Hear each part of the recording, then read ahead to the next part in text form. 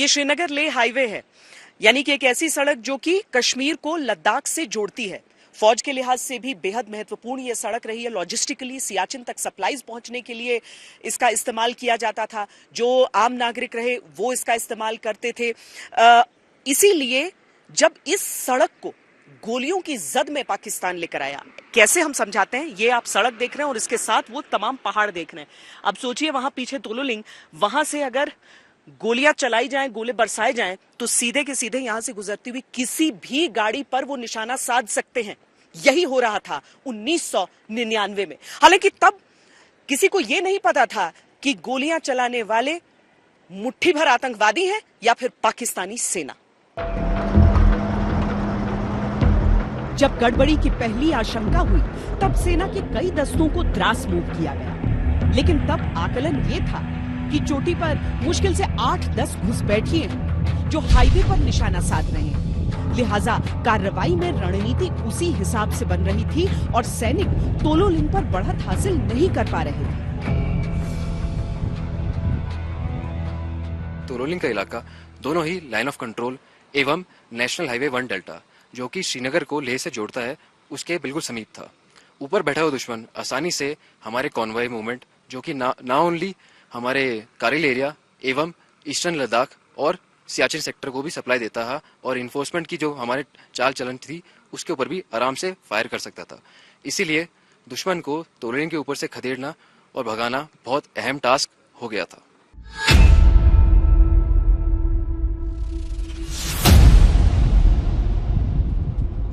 17 मई को भारतीय वायुसेना ने अपना पहला टोही विमान निकाला। जो तस्वीरें सामने आई उससे स्थिति साफ हुई और 26 मई को भारत ने ऑपरेशन विजय की घोषणा कर दी।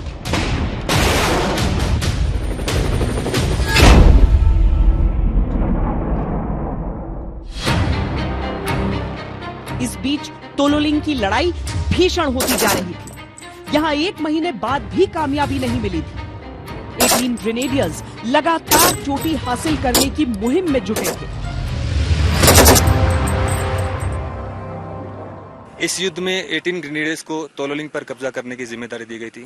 चढ़ाई बहुत ही मुश्किल होने के कारण और दुश्मन का डिप्लॉयमेंट काफी बढ़िया होने के कारण उनका एक तरफ का अटैक कामयाब नहीं हो पाया था, जिसके कारण उन्हें जान और माल दोनों की हानि हुई थी। अब ये जिम्मेदारी सौंपी गई 2 राजपुताना राइफल्स को। तोलोलिंग पे नुकसान हो रहा था, लेकिन कोई उसको तिरंगा लहरा नहीं रहा था वहां। जी। जिस तोलोलिंग का जिक्र करते वो टर्निंग पॉइंट ऑफ कारगिल वार था, जो हमारा सौभाग्य, हमारी बटालियन 2 राजेव का सौभाग्य था कि उससे पहले उस पर 3 बटालियन ने हमला किया था। एक बटालियन के 16 सैनिक, एक के 18 और एक के 22 शहीद हुए थे और एक बटालियन की तो डेड बॉडी भी 14 दिन बाद बिठाई थी, लेकिन वहां कैजुअल्टी पे कैजुअल्टी हो रही थी, कोई कामयाबी नहीं। 31 मई को हमारी यूनिट को दिया टास्क वहां तोलोलिंग पे हमारे सीओ साहब थे कर्नल MB रविंद्रनाथ। तो वो बोला कि आपने 36 घंटे का टाइम मिला कारगिल जाने के लिए, तो हम वहां कुपवाड़ा से 36 का 24 घंटे में पहुंच गए।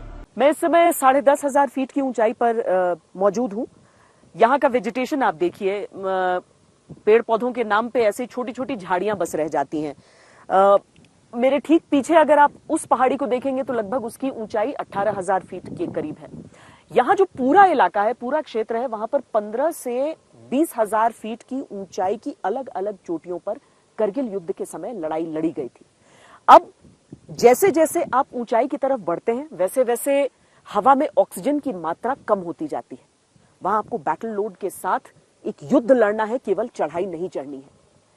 चूंकि पेड़ पौधे नहीं होते हैं तो ऑक्सीजन की मात्रा उस कारण भी कम होती है और इस तरह के पहाड़ों पे चढ़ाई और ज्यादा मुश्किल होती है, क्योंकि अगर आप देखें तो इस तरह से छोटे छोटे जो पत्थर होते हैं वो चढ़ाई के दौरान फिसलन का भी कारण बनते हैं। 12 जून की रात तोलोलिंग पर फाइनल चढ़ाई की योजना थी। उससे पहले चढ़ाई के पूरे रास्ते पर सैनिकों ने रस्सियों से रास्ता तैयार किया। ये एक बेहद महत्वपूर्ण लेकिन बहुत ही खतरनाक काम था, क्योंकि चढ़ाई भी बिल्कुल खड़ी थी और दुश्मन की नजरों से भी बचना था। तोलोलिंग की पहाड़ी पर पाकिस्तान ने 11 बंकर बना रखे थे और तोलोलिंग फतेह के लिए इन बंकरों को उड़ाना जरूरी था। रात के 8:30 बजे थे जब अंधेरे की चादर ओढ़कर टुकड़ी उस खतरनाक मिशन के लिए निकल पड़ी। हड्डियों को गलाती बर्फीली हवाएं चल रही और इस चुभती सर्दी में रस्सी के सहारे जवान अपने मिशन की ओर बढ़ रहे थे।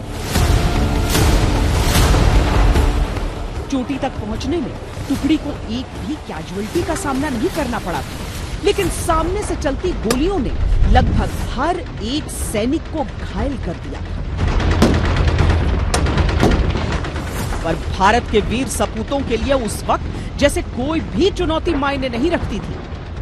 पूरी तरह घायल होने के बावजूद उन्होंने एक एक बंकर को नष्ट किया और 13 जून 1999 को सुबह के करीब 5 बजते बजते तोलोलिंग पर तिरंगा लहराने लगा।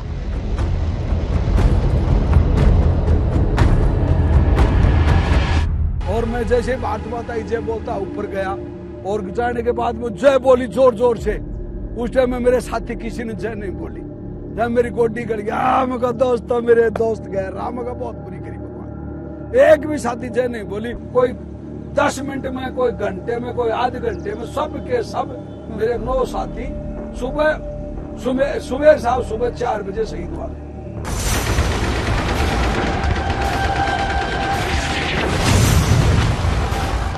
पलट कर देखते हैं तो यह मिशन असंभव था, पर देश के लिए यही होता है जवानों का पूर्ण समर्पण। अपनी जवानी, अपना जीवन सब देश के नाम कुर्बान। बुरी तरह घायल सैनिकों को बेस हॉस्पिटल भेजा गया। बाकी टुकड़ी पर जिम्मेदारी थी तोलोलिंग पर कब्जा मजबूत रखने की।